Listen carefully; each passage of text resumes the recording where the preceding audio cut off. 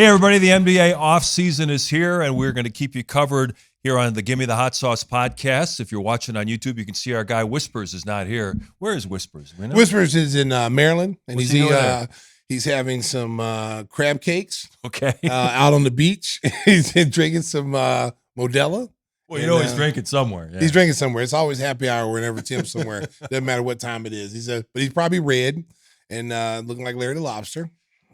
So he'll be here tomorrow, though. But unfortunately, we won't be doing the podcast tomorrow. Right. We're going to do some things for the hot sauce tomorrow. We're having a big Shark Tank thing. It's a big. We got to make a presentation. We got to make a presentation for the hot sauce with Mariano's tomorrow. Oh, nice. Yeah, nice. So we're doing a little bit of Shark Tank with them tomorrow. So I'm looking forward to that.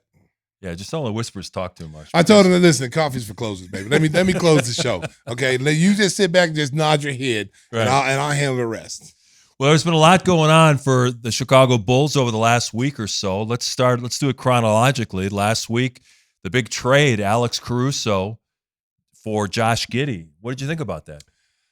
Oh, man. I like Giddey. Yeah, I like Giddey too. I like Giddey, the fact that he's young, 21 years old. He fell out of favor with Oklahoma City last year in the playoffs. They ended up trying to bench him. But he's a talented kid, 6'6", 6'7". Can handle the ball, can play multiple positions, gives you some versatility, can be a point guard, point forward. What does that mean for Coby White? What does it mean for the guards the Bulls have? The good thing about Josh is you can play him at the three and put the ball in his hands and let him create. What does that mean about Lonzo? But as far as the trade, I like the trade. I just wish the Bulls could have got another pick. That's what everybody's upset. I wish they would have gotten last night's 12th pick because I think Oklahoma City was right behind the Bulls. Mm-hmm. And we talked about it, Mark, the week before, how guys slip and they fall in the draft. No one saw these two kids, Knecht slipping as far as he did. And then, our pick, he was a top 5. They were talking about a number anywhere between 1 and 5. Yeah, they could have gotten Buzelis and Knecht. Yes, and two needs Yeah. and two kids that can help you right away as young as they are. If they would have got that 12th pick, because I was sitting there watching the draft and I go, if we could have only swung that 12th pick, because you never know what's going to happen on the 12th pick when you're getting that pick. But the way it worked out last night when you watched the draft and you saw guys slipping, a lot of guys slipped they talked about being in the first, 10, 12 picks are in the second round tonight. But that would have been nice, though. That would have been a really nice haul for the Bulls if they could have got that, if they could have got an extra pick from Oklahoma City. We don't know what goes on behind the closed doors and what, because, we had heard the rumors that someone offered the Bulls a top 10 pick in the draft for Caruso. We've heard teams willing to give up first-round picks for him. You don't know what the return was from that, so we're not in the room with Arturas and Mark and J.J. Polk. We just go by what we're reading. And so with Oklahoma City having like 30-plus picks, they probably would have given it one up. I was just when I'm like, they got 30-something picks. How did we not like just poach one away from them? Even if it was a 30-20 or unprotected, you're 30. Yeah, but the other thing that goes into this, people have to realize is that right now Josh Giddey is eligible for a rookie extension contract, and that's not going to come cheap. He was the 6th pick in the draft. He's got really good numbers over his first 3 years in the league. Right now the Bulls have Patrick Williams as a restricted free agent. Well, it's a situation where if you don't sign Josh Giddey before opening day of this upcoming season, then he becomes a restricted free agent. He's going to cost you at least $20 million a year. So because of the financial component, Oklahoma City should have damn well thrown a draft pick on because you're having to pay a lot more for your guy. Exactly. And the thing about it is that when you start looking at unrestricted, restricted, it still favors the Bulls because you say the same thing with Patrick Williams. Patrick Williams will have to go out there and get an offer from someone and hope that the Bulls either don't match it if it's an offer that he wants. If it's an offer the Bulls can match, they're going to match it. They're not going to let this player get away for nothing. It's going to be the same thing with Giddey. He has a chance to prove by being a restricted free agent this year and they not get a deal done early, he has a chance to prove what kind of player he could be for the Bulls because they're going to give him every opportunity to succeed here. He's going to get opportunities that, in Oklahoma City, you're playing behind Shai Gilgeous-Alexander. Williams came along and started coming along. And then you got, Chet was playing well. So he became almost the 3rd or 4th option in Oklahoma City. And they like the kid they drafted out of Kentucky, Cason Wallace. Cason Wallace, yes. He'll be their starting point guard. So now you come to Chicago, breath of fresh air, new opportunity for him where he's needed. Now, the big question is how much is he going to play under Billy? Billy's been tough on the younger players, in the last few years. Younger players have a hard time cracking lineups. Where is he going to play? Is Billy going to play him and trust him? Because if you don't have Demar, you don't have Zach, you don't have those veterans, then it's not an issue. But if one of those guys come back and then Zoe comes back, now you say, and then you got Coby who's established himself, and then you got Io's established. It could be another log jam. And on the positive side, a lot of people are saying, well, Josh Giddey got benched in the playoffs and he can't shoot. And, he's not a good three-point shooter. That is a fact. But, Stacey, I got a chance to call a couple of games in Oklahoma City filling in for Adam. And this guy in the open court, when you watch him court level, he is a creative passer. He reminds you of a guy that can make those great passes in the open court, kind of like Lonzo Ball. He gets that rebound, pushes it up court, and he can create easy baskets. That's a good comparison. Is exactly like Zoe. Big guard, can get rebounds. He'll give you an extra rebounder, like 6'7" point guard, and go in there and grab rebounds. He's great in the open court. And when he's pushing the ball, he's got great vision. You've seen some of the passes that he makes. Sometimes these guys are not ready for the passes that he makes. You got to play with him at least a year before you get used to him. You got to have your head on the swivel when he has the ball. As far as not shooting, there's a lot of guys in this league that can't shoot. You can get better as a shooter, okay? You're not going to be a terrible shooter your whole career. If guys spend time in the gym, and this is what player development is so important to teams. And the Bulls probably recognize this. Hey, we know he's not a great shooter, but he's 21 years old, and he can become a great shooter. But the things that he can do already, the intangibles, pushing the ball in transition, playing with pace, the size at the point guard position, the versatility to play 2 or 3 if you want to come in. Imagine, let's just say a perfect scenario. Lonzo's healthy, okay? You got Lonzo at 6'6". You got Coby at 6'5" as a 2 guard, and then you throw Josh Giddey as your small forward at 6'7", 6'8". All 3 can handle the ball. All 3 can attack from different angles, and you're big across the board where the Bulls were small last year. And this gets Coby off the ball, something you said repeatedly. He's better suited to be a 2 guard, catch and shoot. And I think the Bulls recognize that. It's not a knock on Coby, because Coby has worked extremely hard. Should have been the most improved player last year. I think everybody is on board with that. Got robbed. But he has improved his ball handling to the point where he can be an off-ball guard. He can bring the ball up the floor. He can initiate the break, do some things that that can still keep the ball in his hands. But I love him when he's coming off screens. I love him when you put him in a pick and roll from the wing and he's attacking from the wing and getting downhill off the bounce. Those are the things that Zach Lavine does, Coby can do without the athleticism. You look at Josh Giddey's numbers for the people who still don't like the trade. Look at what he did 2 seasons ago. He averaged 16.5 points, 8 rebounds, almost 7 assists as a 20-year-old. I mean, this guy, has done a lot of things in the league. You look at some of his accomplishments, he's in rare company in terms of young guys putting up those kinds of numbers. Well, listen, nobody wanted to see Alex go. Let's just be of honest. It, yeah. Okay, I think as Bulls fans, they're frustrated because they believe, Alex is one of the best players. He's one of the guys that you love to watch play. He's committed on defense. He played hard every single night. But you got to remember, he's over 30 now. And injury bug has caught him the last couple of years. Every time, last season, he was almost a game-time decision almost every single game last year due to injuries. He had a foot injury, back injury, knee injury. He came to the games, not 100% every game, but he showed up and played every single game hurt. And he didn't keep him out of lineups. But he's at a point, Mark, where you say we got a 21-year-old here, and then we got a guy that's 30 that we're going to have to pay 80 million. And we got a kid's 21 who's still under rookie contract. We're trying to get down. The Bulls are trying to get down, but also not only trying to get down on the cost and and everything, but get younger and not have to tear their team up completely and go do that. Yeah, it was interesting after the draft on Wednesday where AK met the media, and he made it pretty clear that they are going into a rebuilding program. Didn't want to call it that, but he, did not want to commit to re-signing DeMar DeRozan, didn't want to commit to really anybody being back. He said, everything's on the table right now. We've already started our changes. He said, I promised at the end of the season, we're going to make change, and we've started doing that. With the draft on Wednesday, they were surprised that Myers and Buzelis dropped. He was projected to go 5th or 6th. Yes. He falls to 11. I mean, this is a guy who's 6'10", incredible bounce. Yes, he's got to get stronger. He's got to get in the weight room, but he's 19, And I think eventually this guy's going to be a real impact player in the league. Well, listen, I saw him play on that Ignite team, and I watched him play, and I was like, oh, my God, this kid has got bounce. Like, he's flying all over the place, kind of like Andre Karolinko, like the long, athletic, can defend, can run the floor, rebound the basketball. He also reminds you, I saw a video today, and I was telling the guys earlier, I saw a video of him playing, practicing one-on-one against Cooper Flagg. And Cooper Flagg may be an inch taller than him, and he's projected as the number 1 pick next year's draft. Everybody's, playing to get him. Right. Buzelis was right. They were going at each other hard, and you couldn't tell them apart. You had to look a couple times like, which one was that? Who was he? Because they both look very similar builds, similar skill set, both athletic, can jump out the gym. I'm telling you, man, this is a good. Plus the kid's from here. He's from Chicago.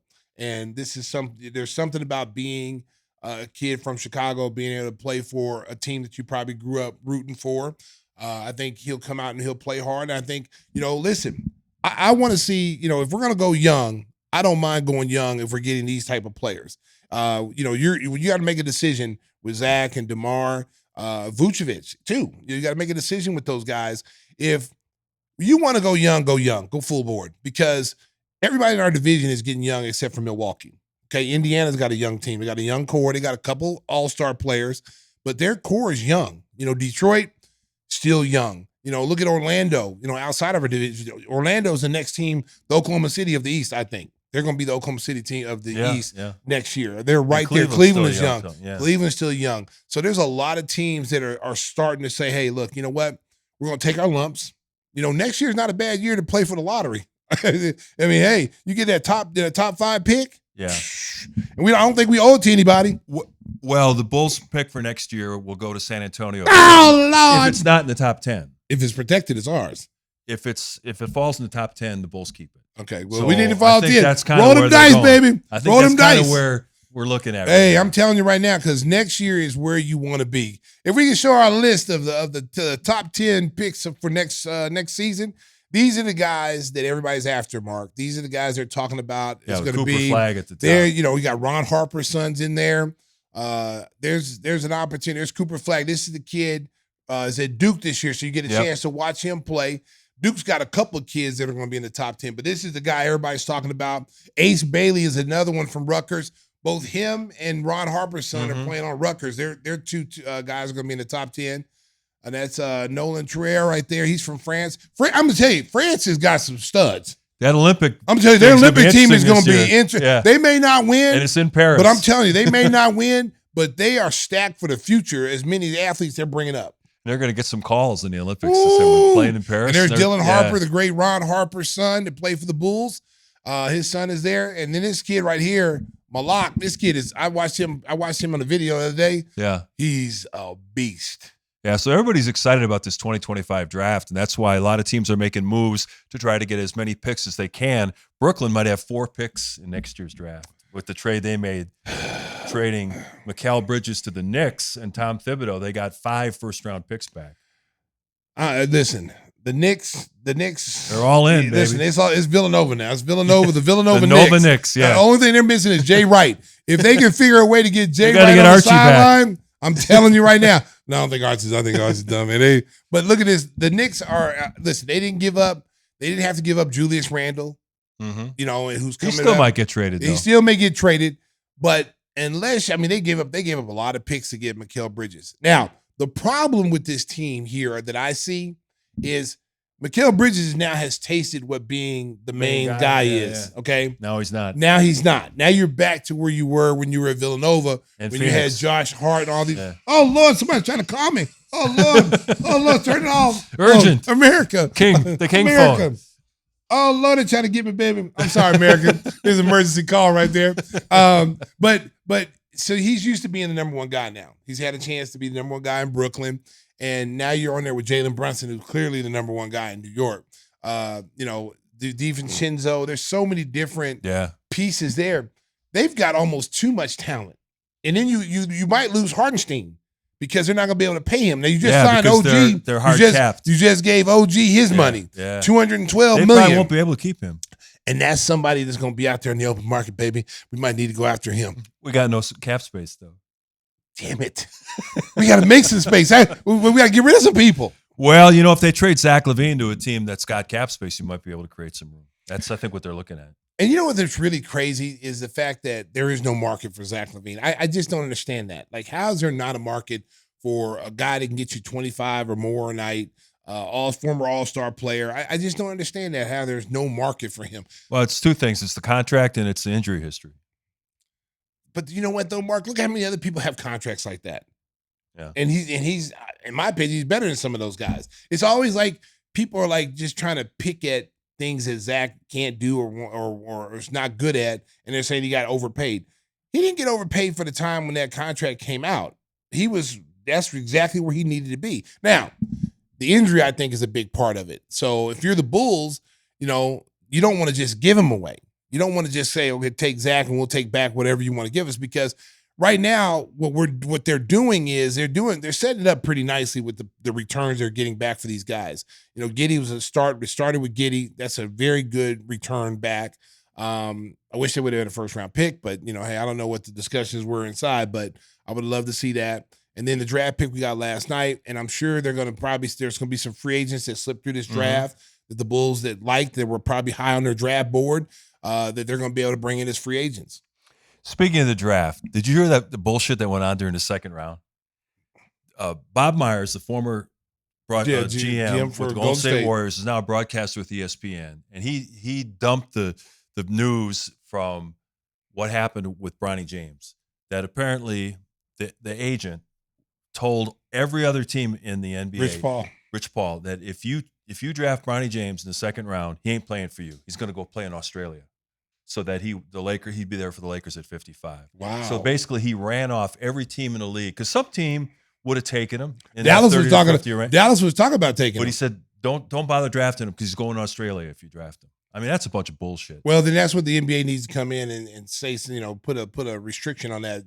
You get drafted by the team that drafts you, and you either play for them or you don't, but your rights are going to stay there. If you want to come back to the NBA, it's up to them to do whatever they want with your rights. If they want to keep your rights, they'll keep your rights. There's no way that you can run off and hide for 5 years and come back and say, I want to play in the NBA. You put up some numbers in, let's say, France, and you want to come back and play in the NBA, Dallas or whoever drafts you should still have your rights.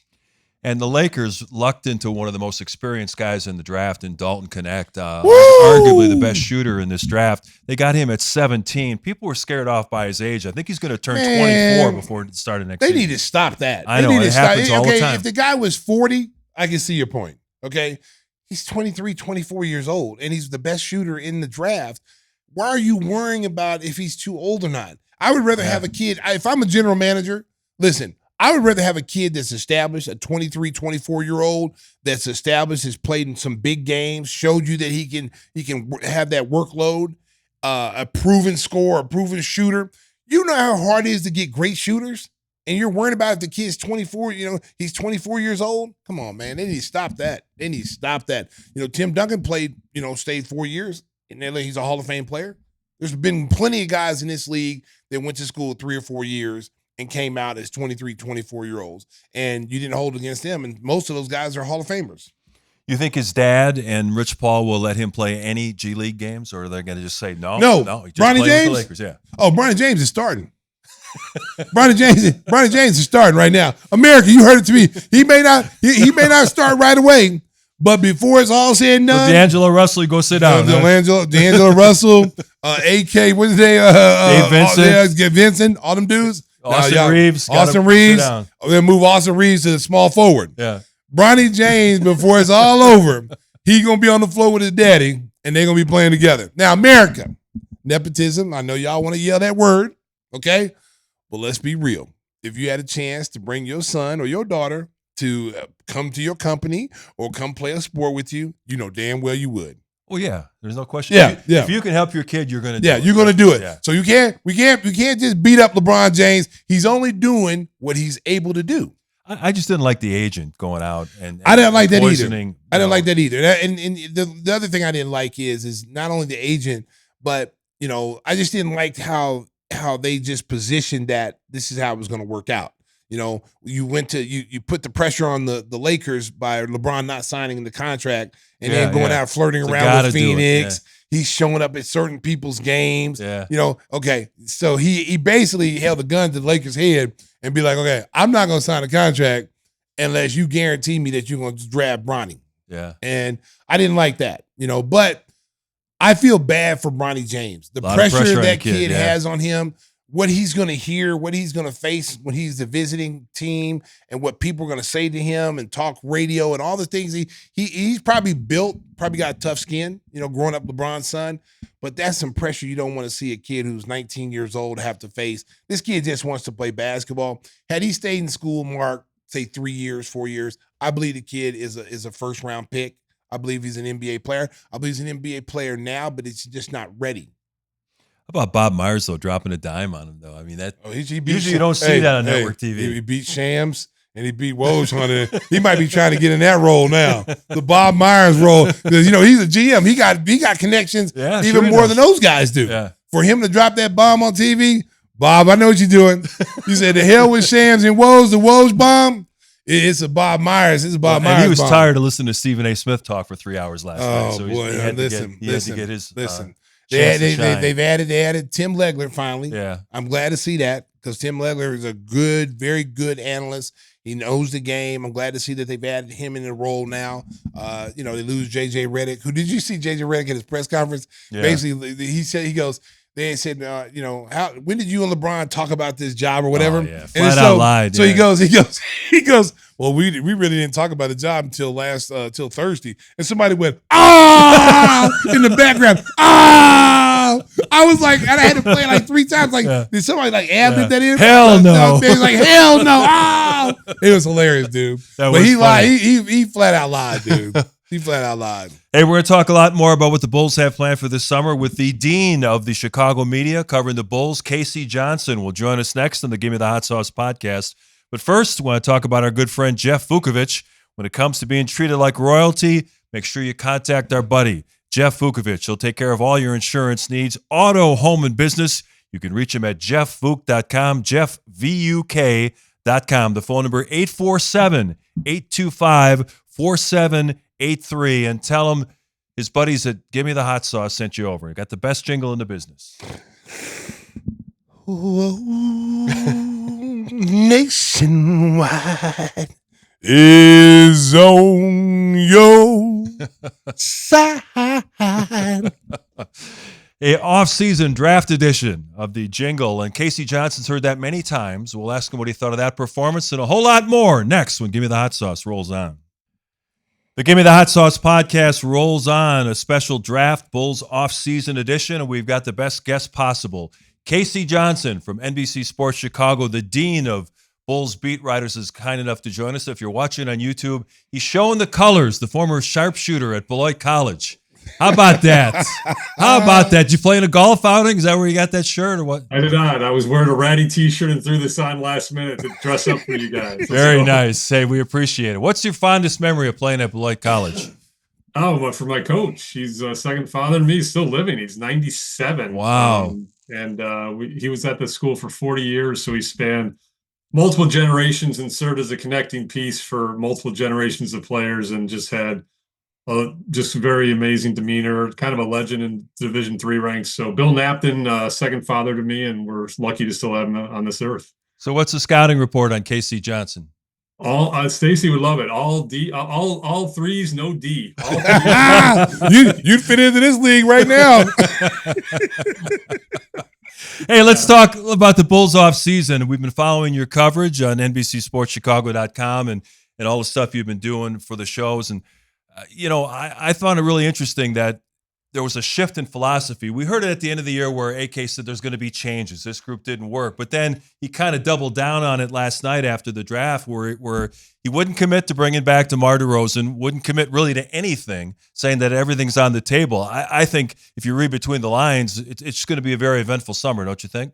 Oh, 100%. And we were just talking off air. I know Stacey will agree with this. We'll get into it. But, to me, even before he spoke last night, he already started signaling it with the Caruso for Giddey trade, right? And then you follow that up with adding a 19-year-old when some plug and play players on the board that might project a fit and help you more next year, and Devin Carter or Dalton Knecht are still on the board, and you go with a 19-year-old kid with upside.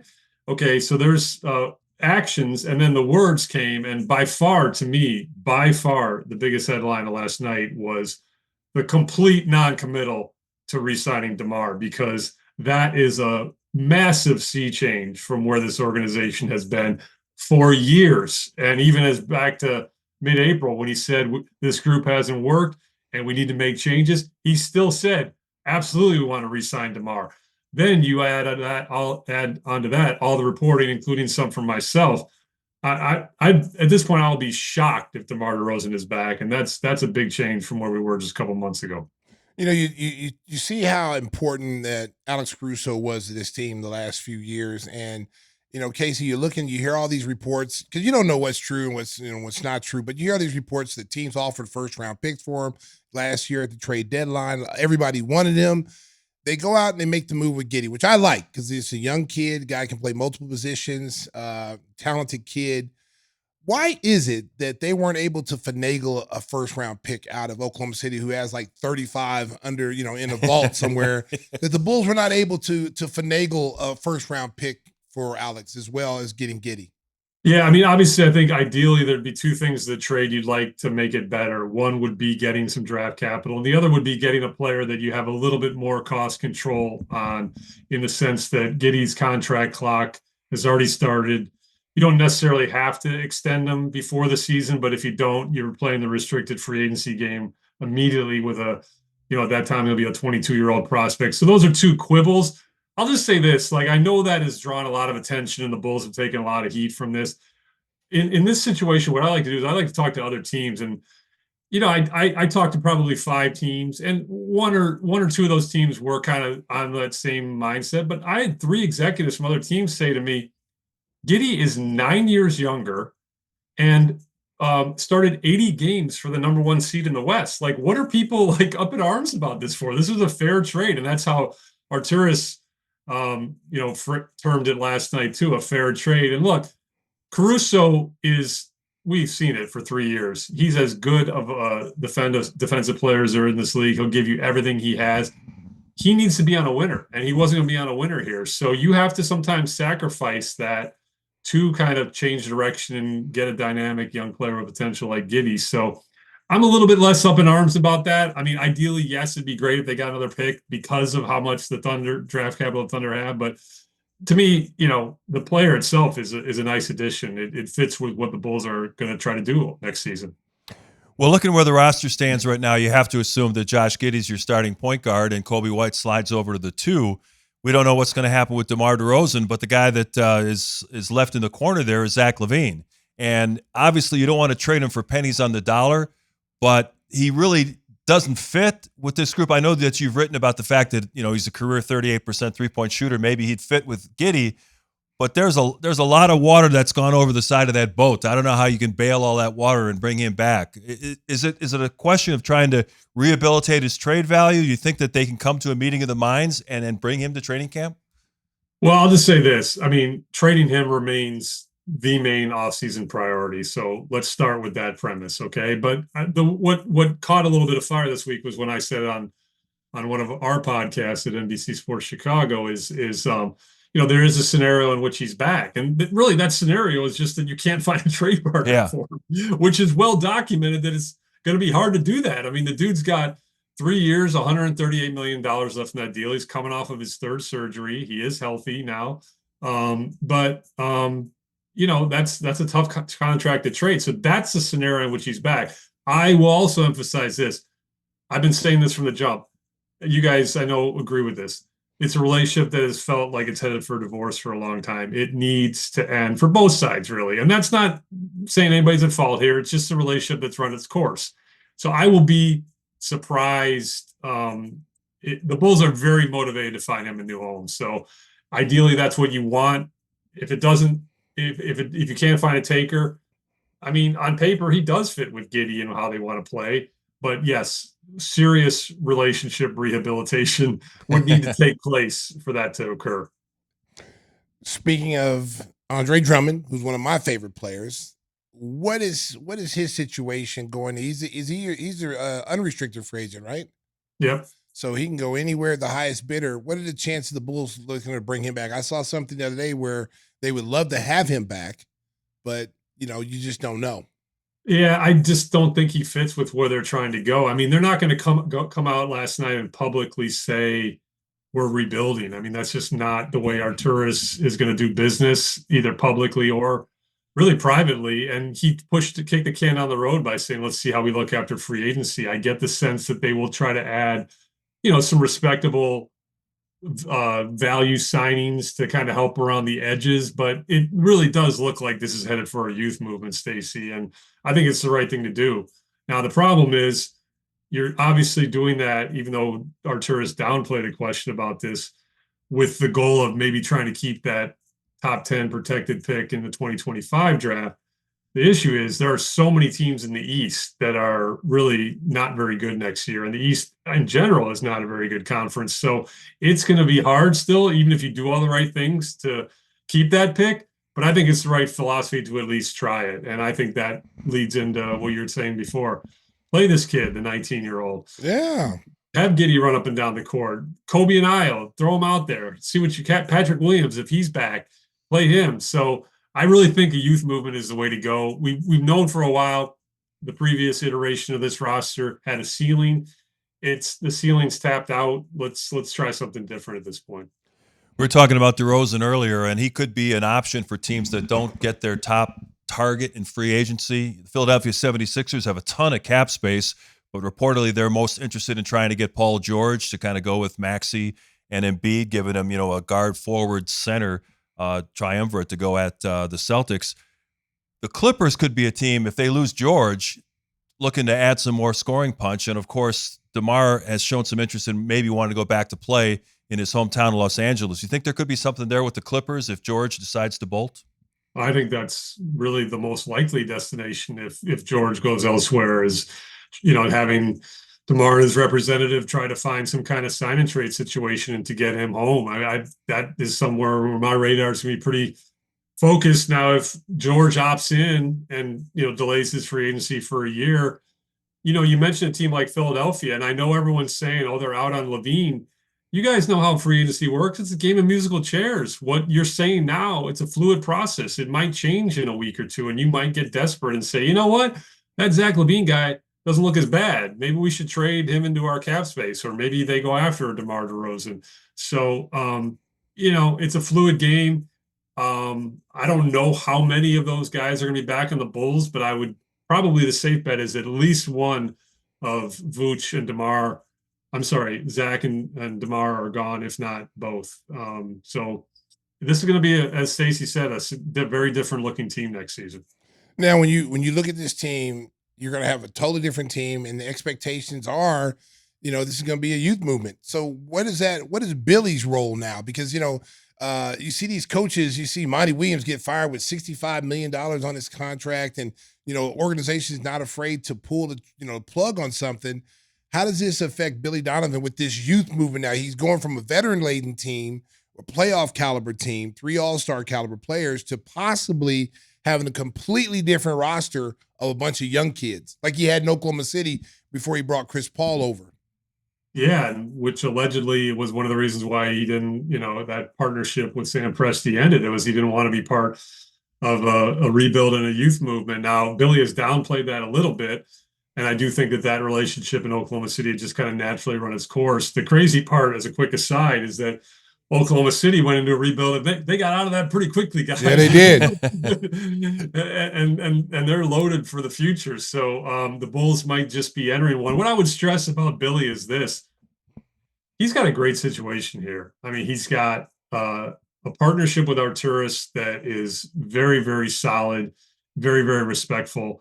He has told us on the record how close he's become with Jerry Reinsdorf. I mean, Jerry's not involved at all with the team anymore, but he still has relationships. And, Billy and Jerry talk pretty frequently. So ownership values Billy Donovan very highly as well. So when you've got ownership and management, and by the way, his son now coaches the G League team. Right. And look, Billy Donovan III, I downplayed the nepotism angle. I mean, he's toiled in the film room for the Bulls for years, and he also has head coaching or coaching experience in the G League before with a different franchise that his father was not involved with. So I'm just saying that Billy's got a good situation here, Billy Sr. And I think regardless of how the roster plays out, what direction they take, he's getting paid a nice he'll be professional and obviously coach his team with a new staff to the best of his ability. He's got quite a few new faces on his staff as well. You mentioned Jerry Reinsdorf, and it's well documented that both Jerry and Michael have said that they don't want to pay the luxury tax for a team that's not going to be in contention. But the reality is Patrick Williams could be in the market for a contract approaching $20 million a season as a restricted free agent. It only takes one team to make a crazy offer. To re-sign Josh Giddey, that's probably going to cost you $20 million a year minimum. They're in a situation where unless they can unload Zach and dump most of his salary, they're going to be paying the luxury tax next season with a team that's kind of rebuilding. How do they balance those facts?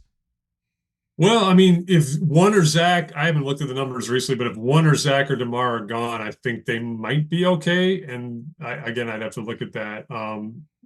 Matas is due $5.2 million. So I don't know. Yeah, it's going to be close. I just know, look, you've got Vooch coming up in 2 years. So you got some salary relief coming there. You got Lonzo coming off the books next summer. So you've got some salary relief there. This again, though, is why I'm pretty adamant that one of DeMar or Zach, if not both, will not be on this roster come training camp, because that will help with the scenario you paint. Again, I don't have the numbers directly in front of me. I do get the sense that Patrick Williams will be back, but we'll see how his restricted free agency plays out. And yeah, I mean, this is the problem with kind of where this team has gone is you've gotten an aging, expensive roster with no playoff experience to show for it. I mean, the last time the Bulls undertook a full rebuild, their draft capital was clean. This is when they traded Jimmy Butler. The draft capital was clean. They were under the luxury tax, and they started fresh, and their books were good. So this all along, you could see this trending towards a messy exit from this core. It's just the longer you wait, to me, there's more pain. So you just got to rip the Band-Aid off and try something. It looks like they're going to try to do that this offseason. So yeah, I agree with you 100% on that, because this team I think, has really gone as far as it's going to go. And, I've seen the videos of Lonzo. He looks great. He's jumping, dunking, but you don't know how many minutes he's going to play next year. You don't know what his minutes restriction is going to be for the whole season. And until he gets out there and have to guard people and get over screens, so you don't really know how his body's going to hold up. But I've always said with this team is like, this organization is better than a play-in with those kind of players. You have 3 former All-Star guys on your roster. I felt they should have been much better than what they showed the last couple of seasons. They should have been right in the playoff hunt. They should have been in position to be in the playoffs, not playing for a play-in spot. And so now I feel like, it's time to scrap it, because I think the longer you wait, KC, the Bulls wait, the longer they wait, these other teams get further and further out in front of them. Milwaukee still has championship aspirations. Okay, so they're still going to be a little older. But you look at the Indiana Pacers, you look at Detroit, you look at Orlando, you look at some of these younger teams that have now taken that step. Cleveland, that's taken that step now to at least be solid playoff teams. The further you get behind, the longer you wait, it's going to be harder to catch up. You could be playing 7-8 years trying to catch up with those teams. Exactly. And 2 points to that, Stace, is like, everyone's kind of saying, the Caruso trade, they could have got more value in the past. Okay, that's fine. Forget about it. You finally pulled the plug and ripped the Band-Aid off and traded Alex Caruso. And guess what? You got a pretty good, dynamic young player in return. So was it a perfect trade? No. Could have they got more value before? Yes. But guess what? If you waited longer, you'd get even worse value. Exactly. So I'm fine with the Caruso trade in the vacuum. Again, you can quibble things like being on the contract clock right away or not getting draft capital. It's a fine trade, and you just need to keep making moves like that, because this exit from this mediocrity is going to be painful. It's going to be painful, and they're probably going to lose a little bit next year. But the quicker you get these changes made, then you move forward with the next iteration of your roster. And the last thing I'll say is, when you said you feel like this team should have been so much better than it has been, I mean, you and I have talked about this on the broadcast. It's like, it's so amazing to me, especially 2 years ago when each of Zach, DeMar, and Vooch had like spectacular individual seasons. Yeah. And they had like the 23rd ranked offense. It's like crazy, man. I just don't. It's just this group never meshed once Lonzo went down. It's just crazy how that works. And he was the key. He was the key that got everybody to where they were supposed to be, where they were going to get shots. Once he went out, you saw how this team just almost nosedived from where they were. They went from being one of the best teams in the league with Zoe to, and I think that's one of the reasons why like Arturas and those guys didn't want to break the team up, because they wanted to see where Zoe was going to be. Is he going to come back? Are they going to be able to fix this knee? And I think once they realize like whether he's coming back or not, it's just a bad match. I mean, we've been 2 years now into the play-in game with these caliber players. And I said this, if you put these three guys on a like a Spoelstra team or a Steve Kerr team, you know, are they playing in a play-in game? You know, are they? I mean, it's interesting to see if you put those three and transport them somewhere else. I just think that the chemistry was, when Zoe went out, was just terrible after that. Yeah, you're right, man. Well, and they're hoping Giddey can be a Zoe-like player. You know, a guy who can grab a defensive rebound and push the ball up court. I know he doesn't shoot it like Zoe or defend like Zoe, but he can get you those transition baskets that they've really struggled. But he ain't gonna have the players that Zoe had either. Yeah, but to your point, Mark, that I totally agree with, and we've all seen it. He's got that grab and go ability. He's an excellent rebounder for his position. Got really great court vision, particularly in transition. So, look, they're going to probably take a step back next year, but there's going to be some exciting basketball played. And look, I know we haven't even talked about some of the. Coby and I are pretty established now, even though they're still young and can still get a little bit better, but. We haven't even talked about guys like Julian Phillips, who every time he got thrown out there last year, he to me looked like he belonged. He never looked fazed by the moment. He had some brain lapses where he fouled a three-point shooter. Not to minimize that, but that's your favorite stat. I know. Yeah. But he cut without the ball. He had a sense about him. Defensively, he would come from the weak side and block some shots. So. There could be some exciting basketball. And the rookie, Modest might add to that as well. He's got a lot of potential and athleticism as a 19-year-old. So I think there'll be some losing next year, but there might be some exciting basketball. But you know what, though, Casey? I think the fan base would be excited about a direction of where 100%. We're going. I think that's been the biggest thing when you hear Bulls fans. What are we doing? Where are we going? What are we doing? And I think now there's starting to be some direction of where this team is going to go with this younger movement. And I think when you put these young kids out there, these fans are going to appreciate how hard they're going to play, because these kids they want to play. And we ain't even talk about Dalen Terry. Dalen Terry's been working his ass off this summer. I've been watching video of him playing, practicing with Durant. He's been practicing with Durant. And I thought he made strides in the second half of the season last year when he focused mostly on the defensive end and really focused defensively. He got some minutes out there playing defensively. I think he's in for a big jump. Yeah, I'm probably one of the bigger Dalen Terry skeptics left. And I do recognize the strides that he made, and that he does show these flashes of really having nice court vision with his connecting passing ability. He's got obviously a high motor, goes after the ball, can rebound it. And defensively, I couldn't agree with you more. So I may be proven wrong, and I'm not out on him because I refuse to give up on players this young. I just keep coming back to that shot, man. It's just like in this day and age, it's to me hard to make a meaningful contribution when your shot needs that much work. And the guy is a worker. He's serious about his craft. So prove me wrong. Come get in the gym and fix that shot. But there's just too many times, and you saw it even with the Giddey example in the Mavericks series, where if you can't shoot, you can be kind of targeted in this league. Be exposed. So hopefully Dalen fixes that shot and proves me wrong, but because there is some potential in other areas, but I do get hung up on his shot a little bit. Well, obviously the clock is ticking on the Bulls. Free agency starts on Sunday evening, I think 5 o'clock Chicago time. The Bulls don't have any cap space, but as we've learned over the years, that doesn't mean anything. There are so many trades that are made, sign and trade deals, offsetting money where you can get some things done.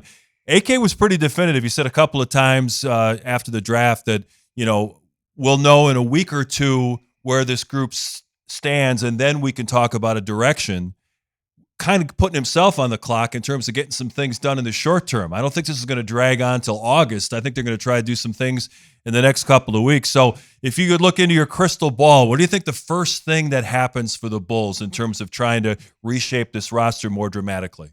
Well, Demar's situation, it's hard to say Demar's situation is going to be the first thing, because I do think the Paul George saga is going to have to unfold before you get a clear direction on Demar. But I think it's really trending towards, the Bulls. I've reported that negotiations aren't really happening at all. So that to me leads me to believe that they're either going to let him walk or try to figure out a sign and trade. So that's where my radar is. The Zach trade talks are ongoing. I do think his market is dwindling again. I think there was a little more optimism to find him a home maybe a week ago than there is now. But as I mentioned, everything's fluid. He'll be sensible and probably strike with the mid-level, or I should say a portion of the mid-level, and get like a good locker room veteran guy, a floor raiser, maybe like a, Torrey Craig or Javon Carter type, although those two didn't make nearly the impact we envisioned last summer. But I don't know for sure any names that they're targeting yet. Obviously, I've been focusing on the draft, so now my reporting is going to turn towards that. But to me, the two biggest offseason stories obviously are Lavine and DeRozan, and I have a pretty good handle on both those situations, and that's where most of my attention is focused on right now.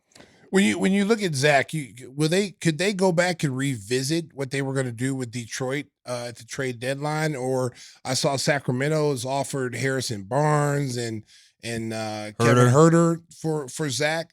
What do you see as a more realistic? Because I know Sacramento just signed Monk to that big contract, so I don't. And they drafted Devin Carter. So I don't really think that's in play. But you never know. Well, they traded Davion Mitchell today, and they are going to be under the luxury tax now. So if they were to acquire Zach, they'd probably go back over the tax. But they do have a roster spot open too. So I think that's still a team to watch. I listed 4 teams. 2 have publicly been shot down in Philadelphia and Utah. The one I agree with definitively is Utah. I still maintain Philadelphia you've got to keep an eye on. I know that the Bulls have explored, at least pitched possibilities to, I was told upwards of 15 teams. Now, it doesn't mean there was engagement between those 15 teams, but there were like 15 teams that they threw out ideas to. Orlando was one. I don't think there was much engagement there. I would probably focus most on Sacramento. But that's been an ongoing rumor with Zach Lavine since he signed an offer sheet there. So, it's a tough contract to move, but that's kind of, I think, where most of my attention is Sacramento. Yeah, you're talking about Utah. They had a sneaky good draft. They got Cody Williams, Isaiah Collier, and then today they got Kyle Fililpkowski with the second pick of the second round. That Fililpkowski story is weird. They were saying on the broadcast that supposedly he's dating a woman that's much older than him, and that caused a fallout with his parents, so he's estranged from his family, and that when he interviewed with teams, that kind of spooked him, and that's why he fell into the second round. We heard a lot of crazy stories around draft day. I hadn't heard that one before. Well, I heard that one today too, and then you got a cougar. Hey, you can't believe everything on Twitter, but allegedly, like, his brother and mom were tweeting about it today. I don't know, man. I don't want to get involved in that. But just on the basketball court side, I will say Utah, their front office is a nice job. I mean, Justin Panic has been in that role for a while. Danny Ainge obviously oversees things as well. Dating back to the days of Dennis Lindsey, they've always, I thought, drafted well. And to get Collier that late in the first round, Fililpkowski in the second round, those two guys at one point were projected to be lottery picks. So I think that's definitely a good draft for Utah. So if let's say the Bulls were going towards Utah with a trade, because I saw there was some trade stuff with Utah. What would they? Clarkson, they're trying to move. But we don't need other guards. Yeah. See, I kind of want to stay away from other guards, man.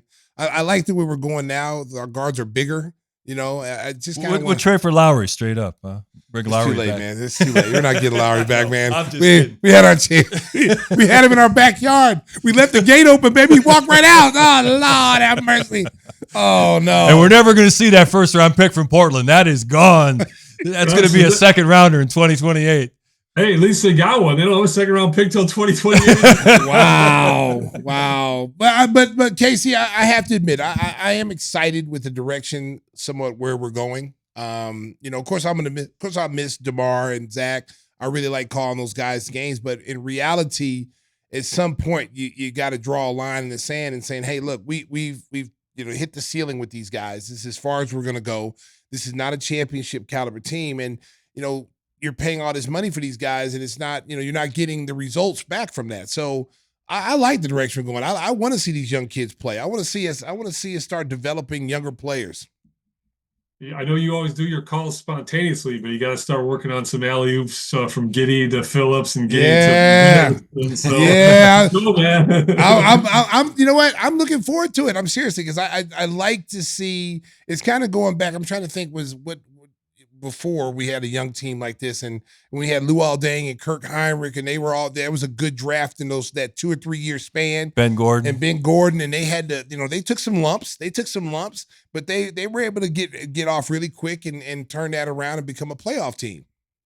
Yeah, as I said before, the crazy part about this, if you're doing this rebuild or retool or however they're going to frame it publicly, with the designs of trying to keep that 2025 top 10 protected pick, it's going to be hard, especially if you can't trade Zach. Because if you've got Zach and Vooch and all these young, eager Coby players, White, White on the ACET, you're going to be kind of in that play-in territory again. So that's kind of a weird thing. They might be stuck a little bit, but regardless of the win total, and if you keep that top 10 pick, I think getting Giddey, getting Buzelis, playing Julian Phillips, playing Coby White, playing Ayo Dosunmu, playing Patrick Williams as he's back, that's the direction you need to take, and just let these guys run a little wild, play through some mistakes, and see what you got. I mean, you've got to try a new iteration of the roster, and it certainly looks like that's what they're trying to do. Well, we appreciate your time, Casey. Before we let you go, is there anything else in your notebook that we should be watching for as free agency is about to start?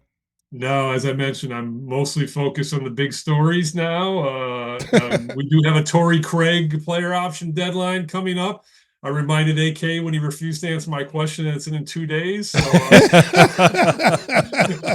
and Mark Eversley told me later jokingly, really? It was 2 days now? I know. I've been told Torrey Craig's been working out at the Advocate Center. I don't know if that means anything or not, but we'll find out in a couple of days if he's back. But yeah, I'm mostly focused on the big fish stories, DeMar DeRozan and Zach Lavine. And I'll second what Stacey says. If either or both those guys are gone, man, you get to call them, Stacey. I get to interview them. As classy and as professional of athletes as I've covered, and they've always been incredibly gracious with the media. So I personally will miss covering them. I feel the same way about Alex Caruso and conveyed that to him post-trade. So, but let's go, man. Let's try something different. Try something different, man. Try something different. You can't always have lemon pepper wings. Sometimes you got to take garlic parmesan, baby. Try something different. The pride of Beloit College. Beloit! Showing the colors. Our guy, Casey Johnson. Hopefully we can all get together on the new network and have some fun, okay? We'll see what happens. Let's hope. I got a kid going to college in the fall, so let's. That's right. Yeah, you'll be back. Hey, CSHEN, baby. There you go. Yeah, I'm saying I got to memorize it. It's new to me right now. Stacey King's got deals going everywhere, so you know. Yeah, hey, I'll just be like, "Hello, college financial aid office." Casey on line 1. Let's go. Casey, we know it's been a crazy week for you. Thanks so much for making time for us. So we look forward to talking with you again real soon. Thanks for having me on. Thanks, Casey. Casey Johnson, our guest on the Give Me the Hot Sauce podcast. We've got some other stuff coming up. I'm not sure exactly what, but we'll get to it after the break. Our thanks to Casey Johnson. He's the best in the business. He's going to be on top of all the Bulls moves coming up in the next couple of weeks. We don't know exactly what's going to happen, but keep an eye on possible sign and trade options with DeMar DeRozan. That could be the thing that really spins this in a different direction. You mentioned the Mariano's thing. You want to tell the folks how they can get orders some of your signature hot sauce? Oh, this is normally Tim's. It's normally Tim, but he's missing in action. Somewhere lost in Maryland. Yeah. Are you looking to score the hottest sauce in the game? Well, you're in luck. We got all the sauce your kitchen needs, from Chicago Fire 1871, the hottest of the bunch, to our king's favorite, St. Pat's Verde. Give Me the Hot Sauce has got you covered. Stop by GiveMeTheHotSauce.com and use the code KING21 to get 21% off your first order, or you can go to Walk in Fire, whatever Tim says. Yeah. I don't know what the hell he says. Tim will be back to pack it up personally. Yeah, he's a hot sauce packer. He is our hot sauce packer. He's probably packing something down in Maryland right now. Hey, the Chicago Sky, I want to talk about that a little bit. They beat the Indiana Fever over the weekend. That was an intense game, and Angel Reese had like 25 and 16. I mean, she had a monster game. Man, Angel Reese is like Dennis Rodman out there, man. Yeah. Seriously. Like, I've watched her rebound the basketball. She is so quick. She's much quicker than all the bigger people that did. She's not as, like, she's almost undersized when you see her go up against some of these girls, but she's so quick to the basketball and she's so quick with her jumping. Yeah. She gets the ball. She's like Dennis Rodman out there, but she can also score too. Yeah, you mentioned the Rodman comparison, and that really rings home with me because the thing with Dennis was he always had that knack of knowing how the ball is going to come off the rim, and he was always in the right spot. And that's, as you mentioned, she's not 6'5" or anything, but she's always able to beat people to those loose balls. Well, and she's also playing with a chip on her shoulder too. Every time she steps on the court, she's got a chip on her shoulder. And if you're a coach in your organization, you want players like that, to play with passion and play with a high motor. Because you always hear about in the men's game, he has a great motor. She's got a great motor for the women's game. And she finally got a win against Caitlin Clark, her rival from college. The Fever had won the first two games against the Sky. They won the games. We showed you the box score on YouTube. It was 88-87. A lot of missed free throws at the end, but they were able to hang on and get the win. They're playing the Las Vegas Aces tonight, the two-time defending champions. They've been struggling. struggling. The score. They're tied at 46. They've been struggling this year. Yeah, they lost. I think they had a 5-game losing streak at one point. They were struggling, but they got a veteran-laden team. They'll figure it out. What's nice, too, is that the television ratings are up, attendance is up. People are really getting behind the women's game, and it's about time. Well, again, I mean, it started with the college game. There was a whole wave of fans that have come from Caitlin Clark to Paige Beckers to, Juju Watson to all these phenomenal female athletes, and so it's carried over to the WNBA. It's only going to get better from here on out because those kids are still in college. Paige Beckers coming in next year. Juju Watkins has got probably 3 more years left because she was a freshman this year. So there's a ton of good talent coming in, but it's also that dynamic of the love-hate relationship that the WNBA, some of the players have with Caitlin Clark. It's like a soap opera. People are tuning in to see what happens next. Who's going to hard foul her, or what is someone going to say? People are tuning into that, and to her credit, I'm really surprised that she hasn't let it get to her because she's never probably had to face this kind of scrutiny every single night or physical play every single night that she's facing in the WNBA. In our third segment, we always like to take some of the questions from you, the viewers and listeners of our podcast. Advante773 thinks that the trade of Caruso for Giddey was a good trade. He thinks Giddey is a great playmaker as well as a better scorer rebounder. We need to replace Caruso with another on-ball defender. Well, that could be Ayo Dosunmu coming off the bench in that role. Yeah. Ayo has really stepped up his game defensively. That's one of the things that got him on the floor as a rookie was his defense, and then everything else just kind of fell into play. I expect him to even have a bigger jump this year. I think minutes are going to be there from him from the start. He's going to have an opportunity to play into that Caruso role where he's going to be asked to guard anywhere from point guard to 4s or 5s like we saw Alex. So I'm looking forward to see him, how he worked this summer, and did he get bigger and stronger? Because at last year, he came in noticeably different. His body was noticeably different last year. I expect him to be the same this year. And Billy could use the young guys, Dalen Terry and Julian Phillips, in that role as well to be dog defenders. I think Terry has that mentality. It's a question of, can he make an impact? Because we've seen him at times play the passing lanes, get some steals, get some breakaway dunks. That's part of his game. Well, the problem with the younger guys is that the minutes are not always there. And so when you do get minutes, you go out there and try to do too much. And I think that's where Dalen Terry has really fallen prey, because he wants to go out there and make an impact. He knows he's out there for 2 or 3 minutes. So therefore, you're trying to make the spectacular play to stay on the floor. I think this year will be a little bit different for him, because now it'll be year 3. So he'll be able to come in. It normally takes a player like him, 2-3 years to fill it out. And I think with his size, 6'6", 6'7", he can play multiple positions. I think Phillips is going to come in. I think he's going to take a huge step.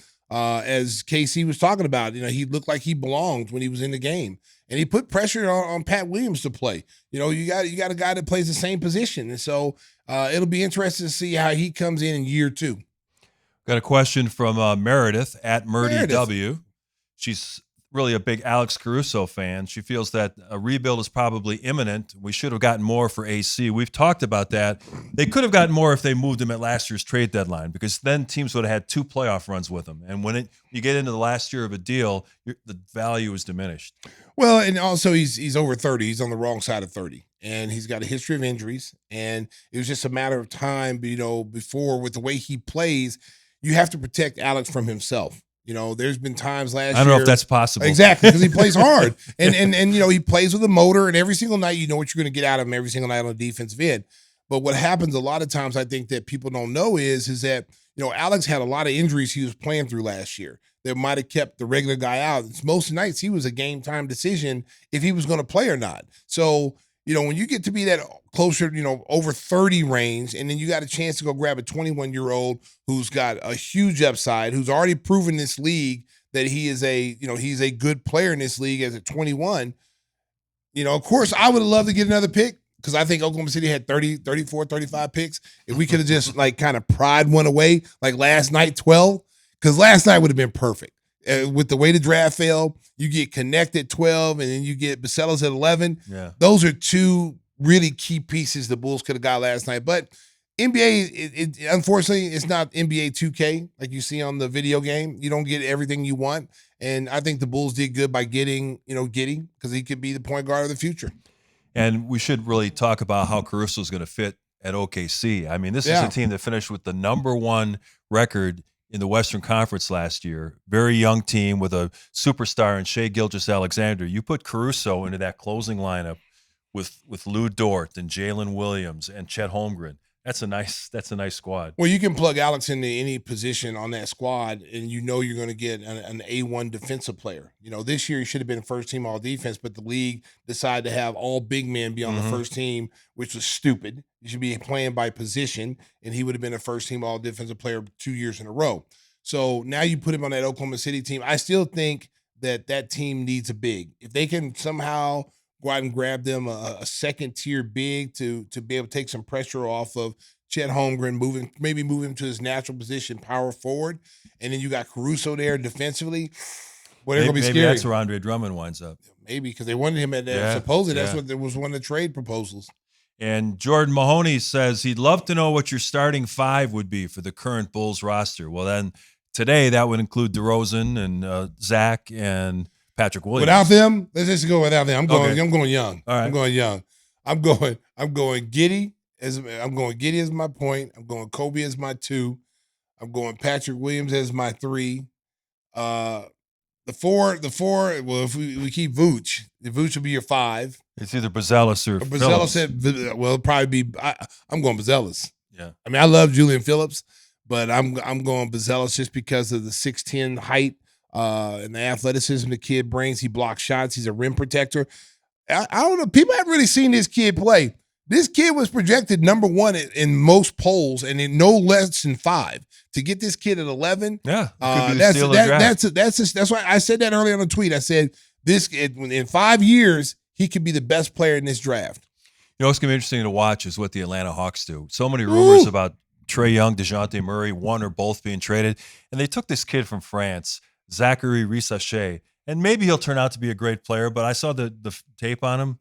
He just looked like a guy. I mean, for a #1 pick, it reminded me when the Cavaliers took Anthony Bennett back in 2013. Well, I saw a tweet today from Frank Mason, who used to play at Kansas, guard from Kansas, and he said he played against him in France multiple times, many times, and he was like, he's the #1 pick? Like, he basically questioned them #1 pick. Listen, Atlanta is in a situation where they're in an influx right now because you've got 2 guards that everybody wants, okay? San Antonio really, really wants Trae Young to play alongside, Wemby, okay? I don't know if that's going to happen. I don't know if they have enough assets to make that trade happen. The Lakers want DeJounte Murray to, so you got their 2 guards, you got to make a decision on there. And just like us, just like all these other teams who are in that purgatory, what direction are we going into? Or is this, if you're Atlanta, are we a playoff team with the current roster set up the way it is? Okay. No. You might be a play-in team. You might be that 9, 10, 11 team. But can we win a championship with this roster that what's currently set up? We got all-stars in Trae Young and DeJounte Murray. We're not going to win anything. So you have to make a decision in an organization. We can stand pat and just be mediocre, or we can say, hey, let's start building, get some young players here, get some assets, do like Oklahoma City did. Everybody laughed at Oklahoma City in the beginning when Presti was stealing all these picks and getting all these picks from people and trading Durant and then trading the Hardens and all these people, and they secured those picks and put them in a vault. And then all of a sudden, you get lucky. You're able to go get, you go get a Shai Gilgeous-Alexander who was basically playing like non-minutes in LA, and you get him, and he turns your organization around. You get a Chris Paul who got a year to tutor him. You got a coach in Billy Donovan who was coaching him as well. That team is going to be really tough for the next 5-6 years. It's going to be interesting to see all the changes that happened this summer. And KC was talking about the fact that it might be hard to finish in the bottom 10. I was thinking about this earlier today. You look around the NBA, there's maybe 6 teams that are clearly worse than the Bulls. And then you think, well, what about Atlanta? What about Toronto? They could take a dive. I mean, you just don't know. It might not be that easy to finish in that bottom 10. Let me tell you something. There's going to be a lot of teams trying to find the tank commanders. Because this that's what Brooklyn did. Next year's draft is the draft you want to be in. Okay? So there's going to be a lot of teams out there saying, hey, you know what? We don't need to win right now. We're trying to get into this lottery for next year, because there are some game changers in that top 10 pick. And then there's some guys that are even lower than that can also be game changers. This is supposed to be one of the deepest drafts in a long, long time. I think Cameron Payne's a free agent, so we could always bring him out. Hey, you know what? Hey, yeah. No, we don't want him. We don't want him because he had a DUI. You can't be driving the tank in a DUI, bro. No, sorry. No, you can't do it. Sorry, campaign. Well, it's time for our usual feature. What are we watching? Stacey, you got a recommendation for the folks? Throw mine up there on the screen, guys. I'm watching so many different things right now, but Spartacus. Oh, there you go. Blood and Sand. This is an older thing. This is the lead actor right there. He passed away of cancer, so he never really got to finish the whole Spartacus. But I'm into that. I'm into that kind of history, and it's a great show. A lot of killing in there, a lot of killing, and it's good. That's right up your alley. I love the blood and guts, baby. Love the blood and guts, but it's a great show. It's on. I think it's on. What I say? It's on Cisco. He doesn't know. Oh man, Cisco. Okay, we'll check back on that. Cisco's dating 2 girls at the same time. That's why he's not focused today. I've been watching a show on Apple TV. It's called Presumed Innocent. Oh, Jake Gyllenhaal is the lead actor in that, and what the storyline is. He's a Cook County assistant state's attorney, and was having an affair with one of his coworkers, and she turns up dead. And she's tied up in a way that a previous crime had been committed, but he's the only person that was in the room, so everyone's pointing the finger at him. And so he's trying to find a way to get himself off the rap, but we don't know yet whether he did it or not. So it's a really, really intense story. So he got freaky. Yeah, basically, and so something went wrong, and something went wrong with Jake, and now he's being blamed for this girl being murdered. And with what Apple does, they only give you 1 episode a week. So you gotta wait. Yeah. Apple always does that to you. So we're 4 episodes in, and it's looking like he's guilty, but maybe we'll get a twist. Yeah, we might get. I don't know though. Who else could have been in there? There's nobody that's shown. His son was supposedly around. He's got like a 16-year-old son who's like a good high school baseball pitcher. So they're trying to point the finger like maybe he went in to try to. He was upset that his dad was cheating on his mom. Oh wow! So we'll see. Maybe it's the wife. We'll see how that turns out. You know what's back though for the 3rd season? The Bear, about the Chicago restaurant with the guy from Shameless. Yes. Jeremy Allen White. That came on Hulu on Thursday, and Hulu lets you have all episodes right away, so you can binge the whole season if you want. Well, and also the boys are back. The boys are back. Yeah. Cisco finally decided to join the boys. He'd never seen it before. There's heads exploding everywhere. Yeah, he's joined the crew now. He's in season 1, and he likes it. He gives it thumbs up. The funny thing is, I watched the first 2 seasons. I had no idea till you mentioned it that it was the same guy from Banshee. Banshee. Yeah. Because it's like night and day characters. Totally different. Totally different characters. For one, his hair is blonde. Yeah. And he doesn't look so scruffy like he did in Banshee. Yeah. But Banshee was a hell of a I show. love Banshee. America, if you haven't seen Banshee, check that out. That's a great show. A1 violence and good character Yes. development. It's a really great great show. Great So character development. check it out, Banshee. Hey, before we get out, is Mike waiting in the parking lot? Yep, Mike's out there doing push-ups as usual. You know, he's got his new ride. You know, every time we drive by, girls are whistling at his new ride. You know, I come in the car today. Mike went to Jewel, bought himself some meatloaf. He has like these little personal picnics in his car for like 3 people, but it's only him. So like, I come out today. He's out there. He's got meatloaf. He's got chicken. He's got potato salad with raisins in it. Who has raisins in potato salad? That's just disgusting. Okay, but he's got it. He's got a little picnic going out there. So shout out to my boy Mike. I kind of figured out why Whispers isn't here. You know why? Because he's going to have a 4th of July cookout. So now he's not going to invite us again. Well, you know what? I'm not going anyway because I'm going to Nashville, Tennessee. I'm hanging out in Nashville over the 4th of July. Yeah, I got some family down there. And I'm going to hang out there with the, I'm not going to tell you who I'm hanging out with, Mark. I'm trying to put you on Front Street. Way to go, Mark. Where did I put you on Front Street? Okay, Windy City Limo provides championship service. Making a reservation is so easy, it's a slam dunk. Let Windy City break the full court pressure of traffic and get you to your destination in style and on time. Contact them at 847-916-9300. That's 847-916-9300. Or visit WindyCityLimos.com and ask for Mike Amaroff. The best in the business. And if you're in the Nashville area over the 4th, look for Stacey King. Hey, with undisclosed company. I'm trying to find a girl that said hook top, whatever that she said. What is that? Hook top. Hey, spit on that thing. That's what I'm like. Hey, I'm trying to find her. She in Nashville. Okay. Did you see her? No. You haven't seen the videos and stuff? No. Oh, Mark. She went viral, bro. She went viral. Really? Did you see it? She's a pastor's kid. I don't care. She's a little nasty little girl. My 31-year-old, who's like, he's out on the date. He's just dating everybody. He's playing the field, right? Yeah. He goes. He should be doing. Yeah, he's having fun. He's having fun. So he walks. He sees this girl. We're watching this video. This girl, the hook talk. What is it? What is it? Hook 2. Okay. So my son goes, I hope God doesn't give me daughters. That's what he said. He goes, I just pray God doesn't give me daughters. I couldn't see my daughter out here saying something like that. I was like, but I said, okay, so you say that, but would you get with her? Oh, hell yeah. Oh, you a freak. You're a freak. Guaranteed you're a freak, boy. Chip off the old block. What do you know? Apple don't fall too far for the tree, America. Hook time. I think we'll be back at you before the 4th of July, so we won't wish you a happy holiday with that yet because free agency starts, as we mentioned, on Sunday at 5 o'clock, and who knows, by the next episode, we could have all kinds of movement with the Bulls. We'll be covering it all here on the Give Me the Hot Sauce podcast. I want to thank our crew, Dee and Nick, Cisco, doing great work, and want to thank KC Johnson for coming on and sharing his knowledge, and we'll have a new show coming at you early next week. So until then, drive home safe to Chicago, BB. Hey, what's up? This is Stacey King. And I'm Timmy Whispers. Of Give Me the Hot Sauce podcast. Each week, make sure you join us. Timmy Whispers, what do they need to hit? They need to hit like and subscribe so they get all the notifications and news from our podcast. That boy is sweet. Just make sure when the video's over, click to the left, and you'll hear our previous videos for the previous week and have some fun because we'd love to have fun on Give Me the Hot Sauce podcast. Woohoo! Oh my goodness! It's only preseason, but I'm high-field thought.